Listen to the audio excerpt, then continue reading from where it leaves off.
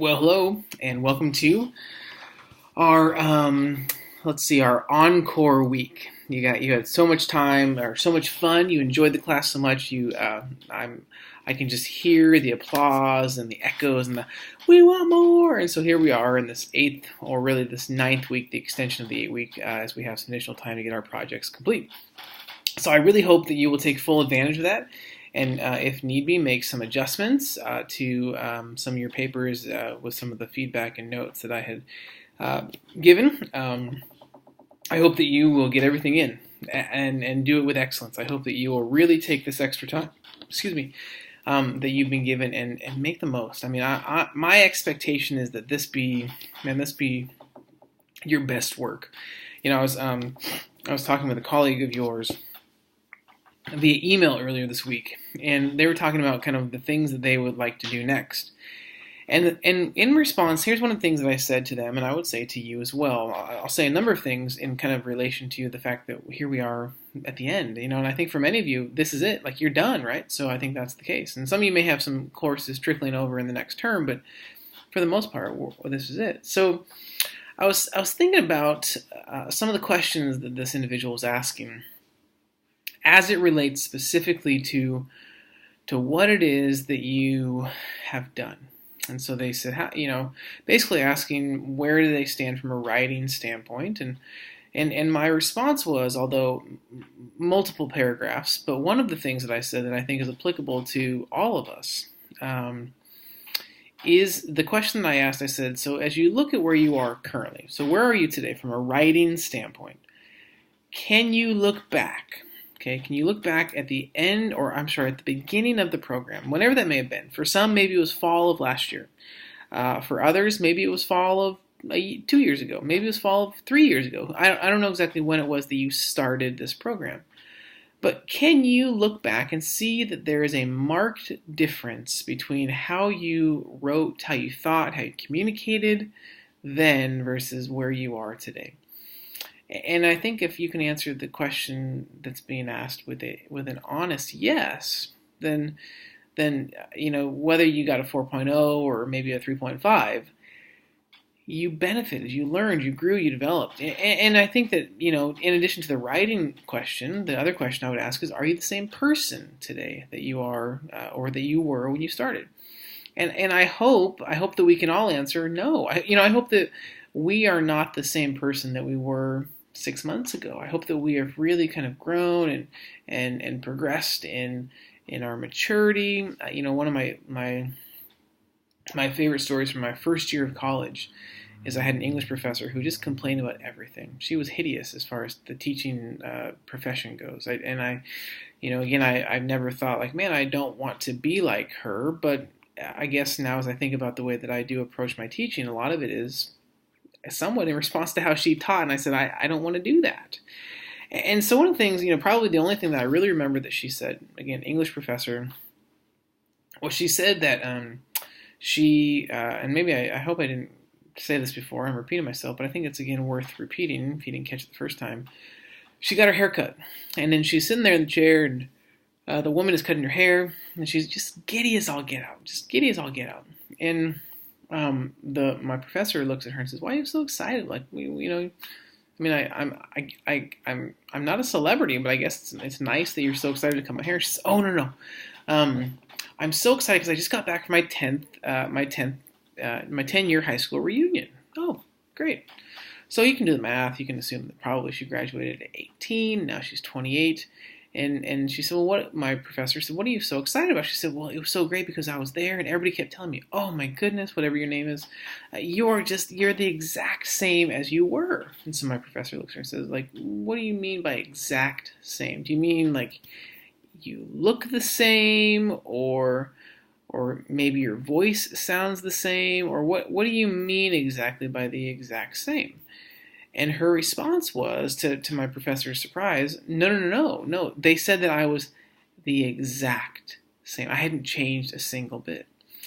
Wow, and my professor, she was recounting this to her class and said, I felt so bad for this woman. Here she is, 28 years old, and she's not only the same person that apparently the same person she was 18 years or 10 years ago when she graduated from high school, and that doesn't bug her. But in fact, it's she's elated by this reality that she's not grown or matured. And so I think that's kind of that's the hope, right? So we hope that we go through something that can be so transformational like this, that we look back and we go, man, I've transformed, I've changed so much. Now here's the thing, and we've talked about this. So for what purpose, right? So I have changed, I have improved, my life was transformed. But the question, of course, is for what purpose, right? So what difference are you going to make now that you have completed this program, right? What are you going to do now in response to the learning, the takeaways, all of the things that have contributed to your overall development? What do you do with it now? So, and my hope is that you'll be able to say that I can better serve fill in the blank grouping of people because I'm done with this program that I could have if I hadn't gone through the process. So, are you where you thought you would be? Perhaps not. Is that a bad thing? Not at all. So I was thinking about this, and I was thinking about the fact that almost, I guess almost to the day, I guess we're maybe a month out, but almost to the day, I started this program 11 years ago. So I started April of 2006. And I blazed through it much like some of you were doing, got out of the program. It was very different at the time. Had a wonderful experience. Really enjoyed my professors. Some of those folks are still even teaching. In fact, Gary Lemaster, who some of you may have had, he was my first professor, which is so fun because now we share an adjacent wall that separates our offices on campus. But that was awesome. That was great. It was so wonderful, and now we get to work together. I think about my program quite fondly. I think about the fact that I grew so much. I learned a tremendous amount. But I don't know that when I finished, I could have told you, or even I could have thought that I would be, fast forward 10 years. I don't think, I guess 11 years. I don't know that I could have told you that I would be here where I am today. I don't even think it was a thought on the radar. And I say all that because, it's exciting that here I got to take a class from Dr. Lemaster, and now I'm getting to work as colleagues with Dr. Lemaster. And, I think that we have these ideas of what we hope our post-college or, in your circumstances now, our postgraduate school lives will look like. And there's a lot of markers that we could look at, but the big question, I think, is, are you the same person? And I think it's, for me, it was so great that here I am today in this role, and God was so good in the process of how He helped to kind of weave my paths and direct them and give me, wisdom when it was asked for and discernment to make wise decisions and some not so wise decisions, and yet there was still redemption, that came from bad, challenging, significant, hard situations that probably a lot of times I brought upon myself. And but yeah, here I am today, and this is awesome. And now I teach undergrad and graduate students in a discipline that I love studying, I love reading about, I love to continue to learn, and I get to impart wisdom and all those things. So I guess I would say, you never know where you're going to end up, but I think this is a great step in that journey toward getting you where you're going to go next. So a couple things for us as we close out.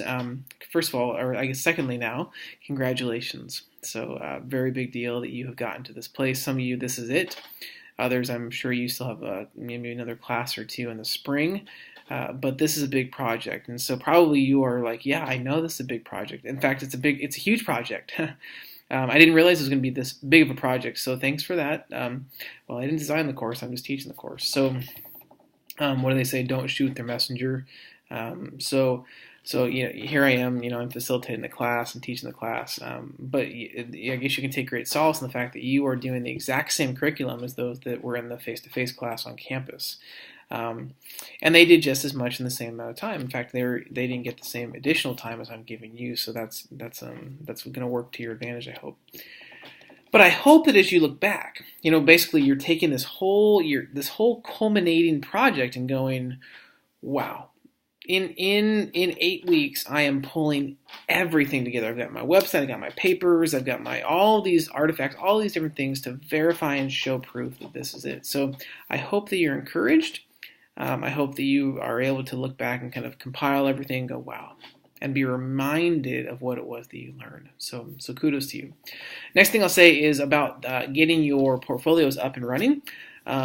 If you don't have them up yet, I would encourage you, in fact, I would ask you, I implore you to get the URL up by Wednesday of this week, okay? So that then gives your classmates a couple of days to respond.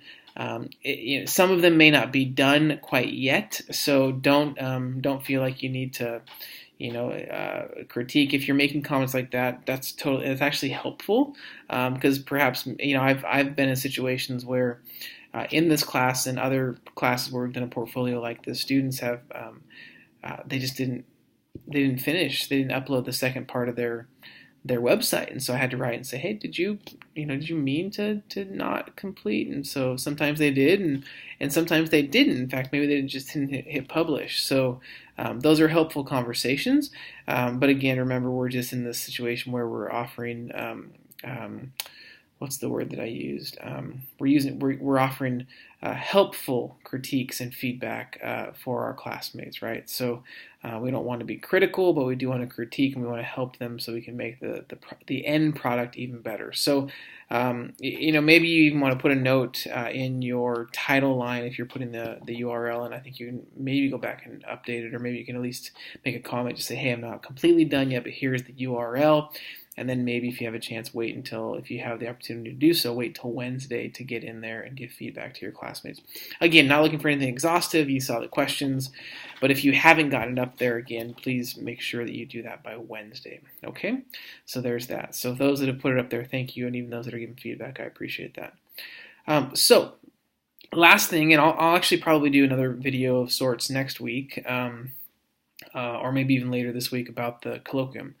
But I want to kind of alleviate any concerns. So here's what we're going to do with that. And I think I asked you if you would be willing to do it in Google Slides, because you can share the presentation amongst multiple viewers. So you can view it, I can view it, Ed can be in the office with me and we can view it together.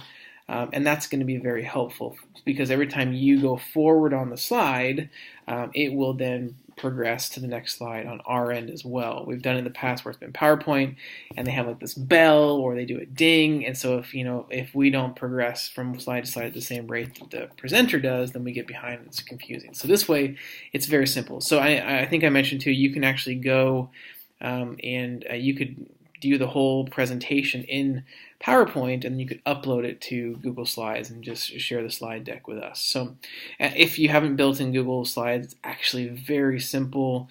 I love the way that you can kind of embed things. You can put in, documents, you can put in presentations, video, pictures, and all those things. And so it's very user-friendly. And I love that it's in the cloud and it's very, portable. So again, do that. So here's what we're looking at, though. It's a big picture, right? So it's basically looking at, again, I'll remind you of this. It's where was I? So at the beginning of the program, where was I? How did I think about leadership? What was my philosophy of leadership? What did I know about leadership?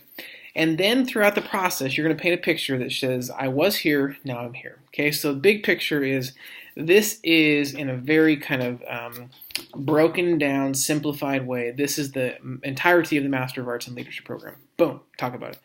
As part of the Master of Arts in Leadership program, we have 5 core competencies along with our 3 meta competencies. So you've seen those 5 core competencies. We've also made use of the connective leadership achieving styles. So we're going to talk about what those are, talk about them, and now I'm going to talk about maybe how they connect, like that matrix we worked on, and I will then spend some time talking about the top 2 competencies that I feel like I grew in the most. Again, approach accomplished with fear and trepidation, but you'll talk about how you grew the most in some of the specific areas in these 5 competencies, okay? You will then talk about one area where you want to grow more, so there's room for improvement, and then you will talk about, so all of that having done here, in those you'll give proof of how you grew, how you developed, how you learned. Now I think about leadership in this way, based upon all the learning, the whole program, and here's where I want to head next. So that's your next plan, right? So you'll give some thank yous, and of course you'll have then a references, hopefully multiple slides with references on there to talk about all the places you've gotten your content. Okay, I'll talk more about that later. Happy writing, and we'll see you online.